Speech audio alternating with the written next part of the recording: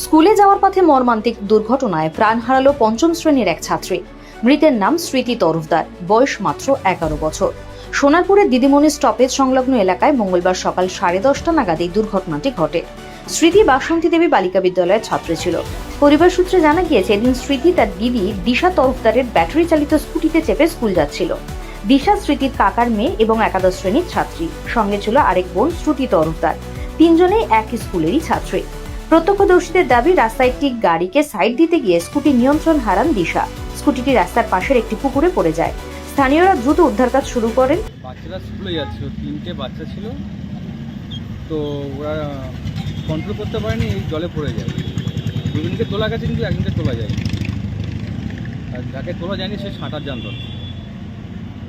তারপরে কি হলো, কিভাবে? তারপর আমরা অনেক চেষ্টা করেছি, এটা অনেকটাই ডিপ ছিল, চেষ্টা করছি, শেষ মুহূর্তে পাওয়া গেছে কিন্তু তখন অনেক দেরি হয়ে গেছে, অলরেডি তখন 20 মিনিট হয়ে গেছে। তারপর বডি পাওয়া গেছে, ওকে তোলা হয়েছে, কিন্তু হসপিটালে নিয়ে যাওয়া হয়েছে, কিন্তু বাঁচেনি। আপনি কি তুলেছেন তোলার হ্যাঁ, সময়? আমি ছিলাম তোলার সময়। দিশা ও শ্রুতিকে উদ্ধার করা গেলেও প্রায় 20 মিনিট পর স্মৃতিকে উদ্ধার করা হয়। হাসপাতালে নিয়ে গেলে চিকিৎসকেরা মৃত বলে ঘোষণা করে।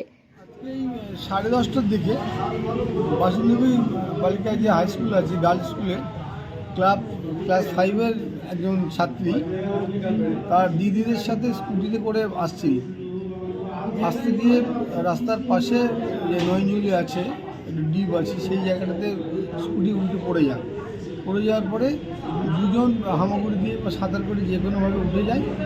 এই মেয়েটি সাঁতার কাটতে পারে না, একে তলিয়ে যায়, ডিপ পুকুরের জলের ডিপ ছিল, তার মধ্যে তলিয়ে যায়। সঙ্গে সঙ্গে ভ্যানালা রিক্সাওয়ালা থেকে এলাকার সমস্ত মানুষ ঝাঁপিয়ে পড়ে। প্রায় 15-20 মিনিট পরে ওকে পায়।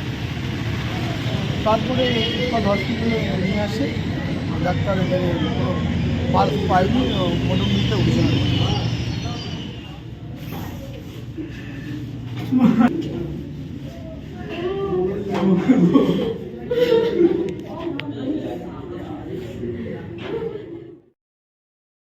ঘটনায় এলাকায় নেমে এসেছে শোকের ছায়া।